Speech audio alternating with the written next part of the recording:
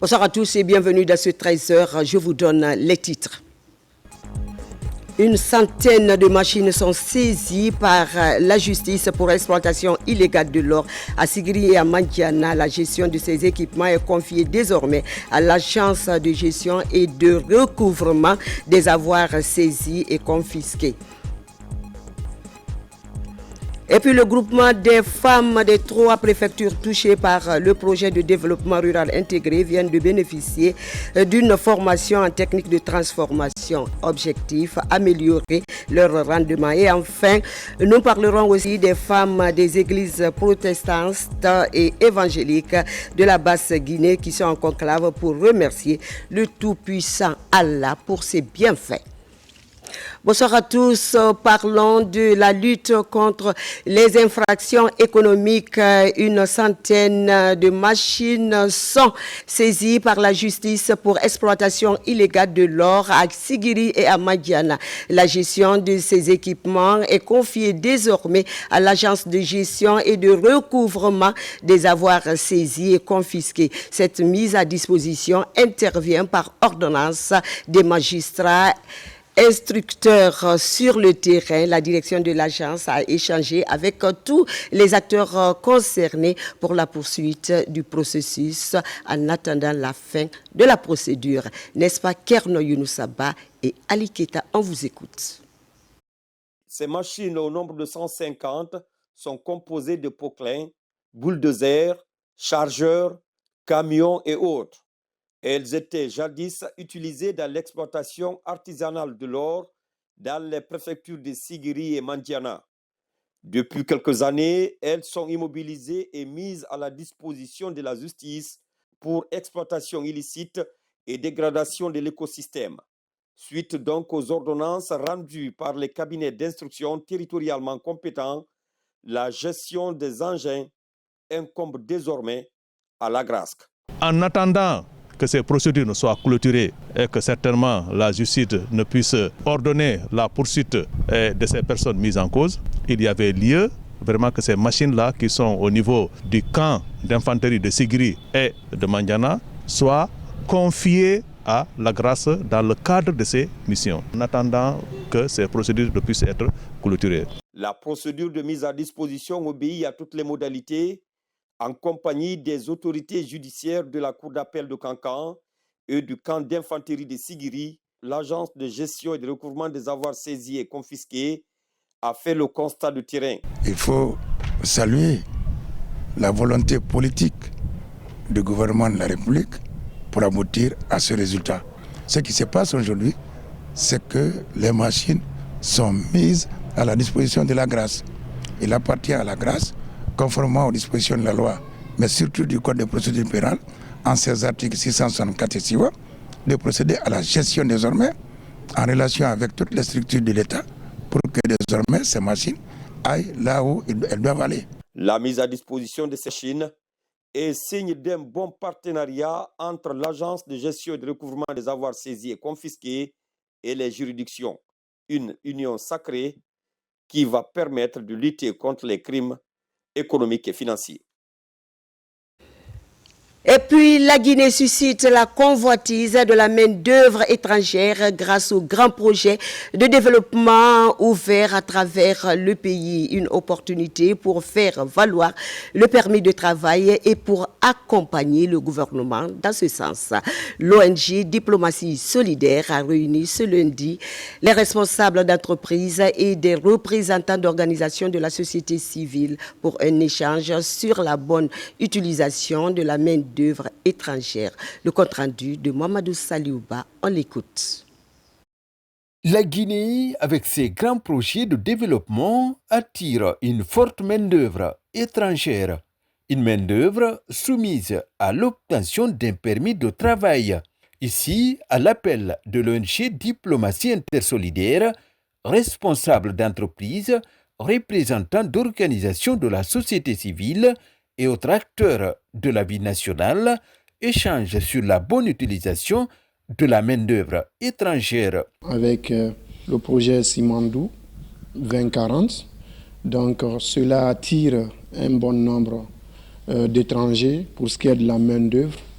Donc, comment est-ce que la République de Guinée va pouvoir gérer cet afflux de la main-d'œuvre étrangère en toute légalité, mais aussi en respectant les lois internationales. Au cours de cette séance de sensibilisation, l'ONG Diplomatie Intersolidaire a largement expliqué aux participants l'importance du permis de travail pour les travailleurs étrangers, mais aussi pour l'État guinéen. Aujourd'hui, nous sommes dans un pays où on parle d'un scandale géologique, où la majeure partie des exploitants viennent de l'étranger. Donc, inviter les structures qui s'occupent de cela à faire valoir les permis de travail est impératif. L'utilisation de la main-d'œuvre étrangère est une question très complexe qui concerne pratiquement tous les pays du monde et leur réglementation permet à l'État non seulement de sécuriser la présence de ces étrangers en Guinée, mais aussi permet de dénombrer le nombre d'étrangers travaillant dans les différents secteurs. Cette rencontre est le début d'une série de sensibilisations sur le cadre légal et réglementaire de l'utilisation de la main-d'œuvre étrangère. Pendant ce temps, plusieurs acteurs locaux étaient ce mardi à l'école des procédures de passation des marchés. Ces cadres se perfectionnent par le biais des outils nécessaires afin de parvenir à la maîtrise des commandes publiques. L'initiative est de l'Agence nationale de financement des collectivités locales en partenariat avec le gouvernorat de Conakry, comme dit Mohamed Lamine Camara. Au compte de l'année 2025, les communes de Conakry se préparent pour l'exécution de certains projets inscrits dans leur plan de développement locaux. Pour faire face à cet exercice, ces administrateurs locaux des communes de Kaloum, de Ratoma, de Matam, de Matoto, de Dixine et de Kassa sont à l'école de passation des marchés. La démarche consiste à amener ces acteurs locaux à mieux cerner les différentes facettes des procédures. Nous avons invité ces communes qui sont prêtes à passer ces marchés pour qu'ils puissent comprendre les réelles notions, n'est-ce pas, de la passation des marchés pour que vraiment les choses puissent se passer dans les règles de l'art. Nous osons croire que la formation aura porté fruit. Le dernier jour de la formation va aboutir à l'ouverture des prix. Ça pour éviter qu'il y ait un temps entre la formation et la mise en pratique des leçons qui vont être apprises au cours de ces 3 jours. Et nous attendons des collectivités une très bonne imprégnation d'abord des procédures et surtout l'application stricte de ces procédures sans lesquelles nous ne serons pas en mesure d'avoir de bonnes infrastructures à réaliser. À ce rendez-vous, les mécanismes liés aux procédures de passation des marchés sont mis à la disposition de ces représentants des 6 communes bénéficiaires de cette remise à niveau en matière de commande publique. Nous retenons que dans la gestion de la chose publique, tout doit être fait dans la transparence et dans l'équité. Nous sommes très contents, très honorés d'être outillés par des experts en la matière et nous disons que nous allons répondre aux attentes de nos communautés à la base. À l'issue de ces 3 jours de perfectionnement, ces cadres communaux sont censés comprendre les procédures à suivre, surtout quand il s'agit de la réalisation des travaux des infrastructures sociales de base. Je le disais également en titre, la riziculture et le rendement récolte pour les groupements féminins, les 3 préfectures touchées par le projet de développement rural intégré Gawal Koundara Mali. Ces groupements de femmes viennent de bénéficier d'une formation en technique de transformation du riz post-récolte. L'objectif est d'améliorer leur rendement en technique de transformation par étuvage. N'est-ce pas, Yaya Silla, on t'écoute. La riziculture est l'activité la plus répandue en Guinée. Le riz étant l'aliment de base pour la population, sa production mérite un traitement qui va déboucher à une conservation de longue durée. Voilà l'idée du projet PEDRI, projet de développement intégré de Gawal, Koundara et Mali. Le service national de la promotion rurale et du conseil agricole a réuni ces femmes leaders pour renforcer leurs capacités dans la transformation du riz post-récolte. Cette transformation, c'est l'étivage du riz. C'est une innovation qui a été amenée ici par le ZAICA qu'on est en train d'améliorer et de vulgariser en milieu paysan. Donc la production est là. Quand c'est produit, il faut transformer. Et pour cette transformation, c'est les femmes qui font l'étivage du riz. C'est pourquoi cette formation a été mise en œuvre dans le cadre de la convention entre Serpoka et le projet de développement rural intégré Gaval-Koundara Mali. Aujourd'hui, nous sommes en train de former ces femmes dans le cadre de la transformation des produits agricoles, la transformation post-récolte, afin de pouvoir les conserver, les commercialiser, afin d'augmenter leurs revenus. La technique d'étuvage est enseignée aux femmes en théorie et en pratique ici au centre de formation de Bamba. Cette technique enseignée s'appelle l'étuvage du riz en faux fond et en faux grain. L'étuvage proprement dit se fait avec les faux fonds au fond de la marmite. On met le tissu blanc, on prend le riz trempé là, on met dans ce tissu blanc, le feu est déjà préparé, on le met pour la vapeur. Au fil du temps, les balles de riz vont s'éclater. Quand c'est prêt, on fait descendre maintenant pour mettre au soleil. Une technique d'étuvage désormais vulgarisée dans toutes les zones de production du riz. À Mamon, près de 17 tonnes de produits périmés viennent d'être incinérés. Cette importante quantité de produits impropres à la consommation a été saisie par le service de contrôle de qualité de cette région. Des efforts soutenus par la direction préfectorale de commerce, industrie et PME de Mamon. Les détails avec Mamadou Paté Baldé. À Mamou, le service de contrôle de qualité des produits alimentaires et non alimentaires, soutenu par la direction préfectorale du commerce, industries et des PME, a déclenché une offensive contre les opérateurs économiques, commerçants et étalagistes. Après plusieurs opérations de contrôle sur le terrain, le service a mis main sur une importante quantité de produits impropres à la consommation. L'Office national de contrôle de qualité, qui dans ses activités quotidiennes ratisse tous les marchés à la recherche des produits impropres, des produits mal conservés ou périmés. Donc c'est ce qui a valu la saisie de cette quantité que vous voyez. Nous avons des produits comme des jus, comme des biscuits et aussi des cosmétiques. Au total, ce sont près de 17 tonnes de produits périmés qui ont été saisis, prêts à être livrés aux consommateurs de Mamon. Face à leurs conséquences sur la santé des populations, les autorités de Mamon ont procédé à leur incinération au site de Dunkiwal. Vous pouvez banalement prendre plus d'une année de prison quand vous vendez un produit périmé. Et le code pénal aussi en fait un cas. Et nous profitons pour dire à nos concitoyens commerçants d'essayer de voir la date de péremption des produits. Parce que quiconque vend un produit périmé, non seulement la question de santé publique est menacée, et aussi il est passif des poursuites judiciaires. L'Office national de contrôle qualité, les autorités, les opérateurs économiques, que chacun accepte de travailler pour sauver la vie à nos paisibles populations. Les opérations se poursuivent pour mettre à la disposition des consommateurs de Mamon des produits de qualité répondant à toutes les normes. De Mamou à Dinguiraye, c'est une très bonne nouvelle pour les populations de Ansanyere, sous-préfecture de Banora dans Dinguiraye. Cette localité va bientôt bénéficier de sa toute première école primaire. La société minière de Dinguiraye vient de lancer les travaux de construction d'un établissement de 3 salles. Une action qui vise à soutenir l'éducation dans les zones impactées par l'exploitation industrielle de l'or, comme nous le rapporte Mamadi Terna Kamisoko. Depuis plusieurs années, dans le district de Ansanyere, sous-préfecture de Banora, ce hangar de fortune sert de salle pour les élèves de la localité. Dans 3 mois, cette triste réalité sera un lointain souvenir. La société minière de Dinguiraye SMD met la main à la poche et offre à Ansanyere une école primaire de 3 salles de classe.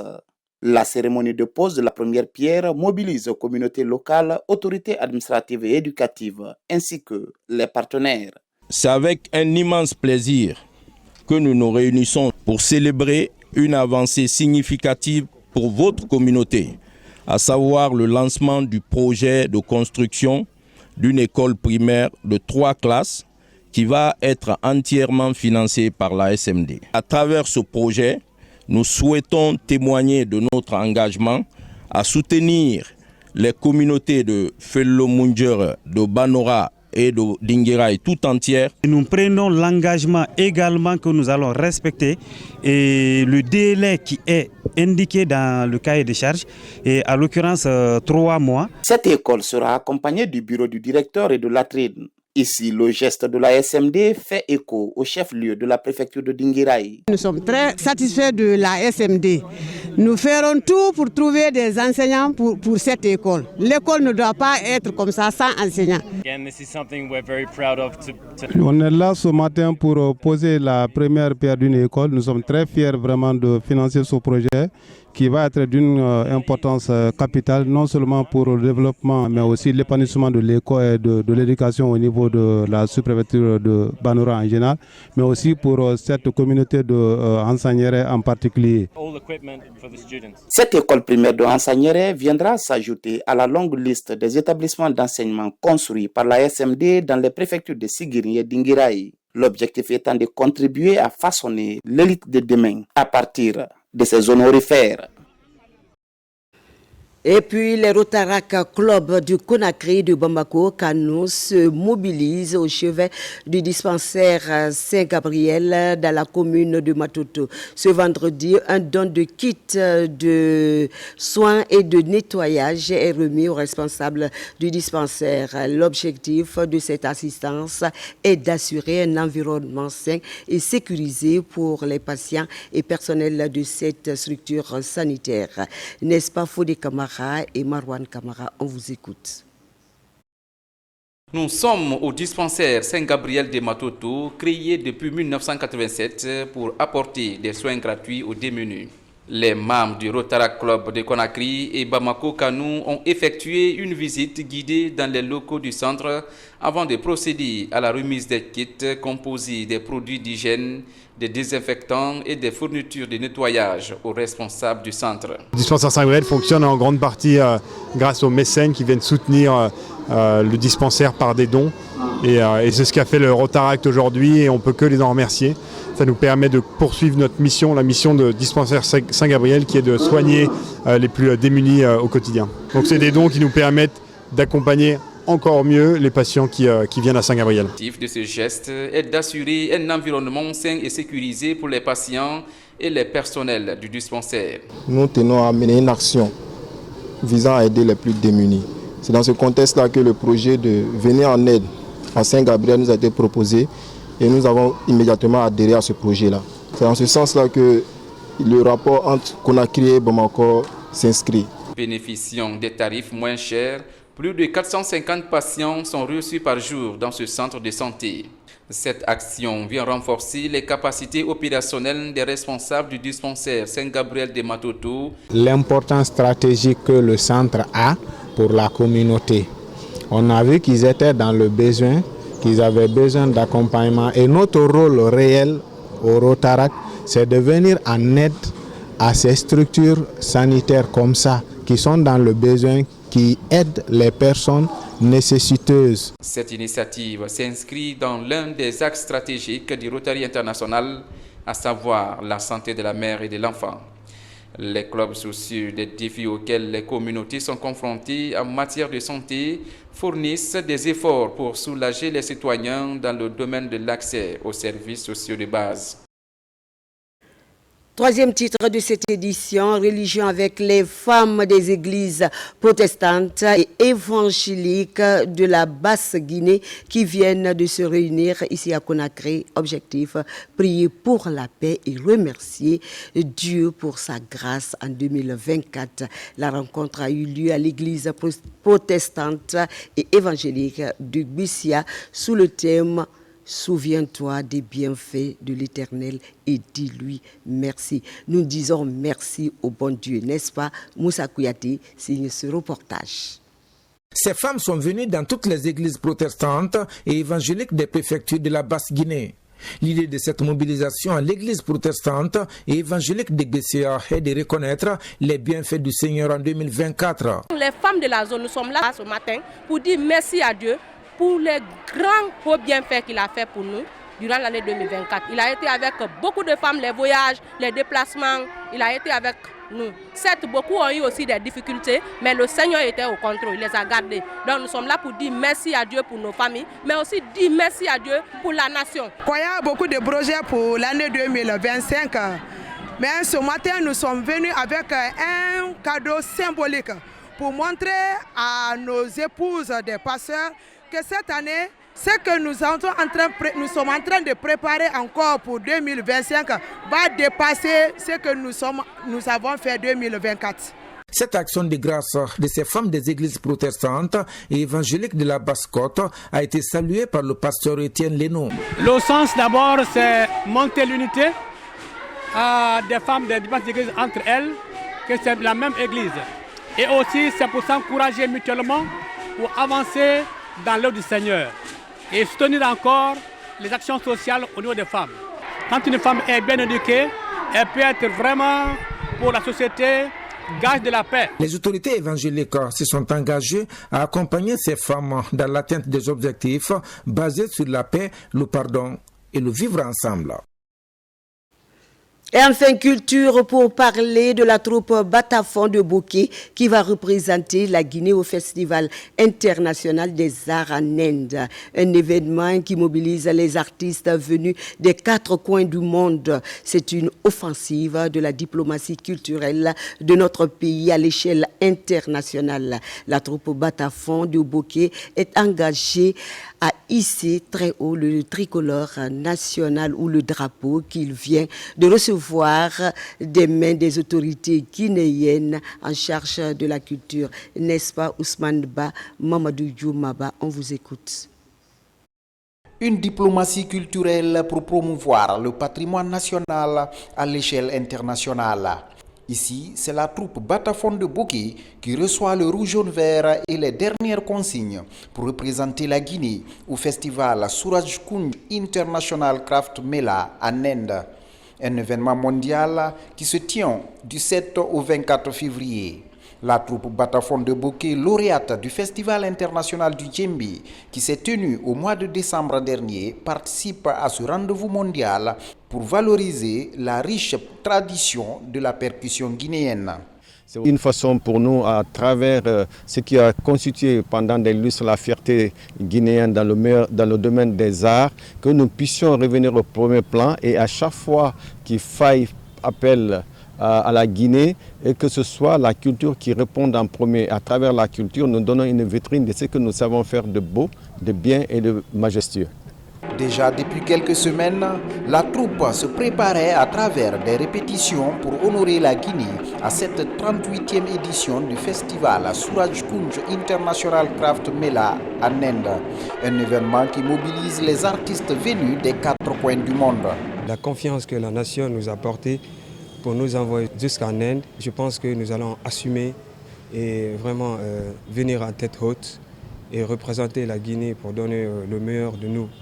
La bonne prestation de ces ambassadeurs de la percussion guinéenne est attendue par tout le pays, ce qui pourrait annoncer le véritable retour de la Guinée sur la scène internationale, comme de par le passé. Félicitations et très bonne traversée à la troupe Batafon.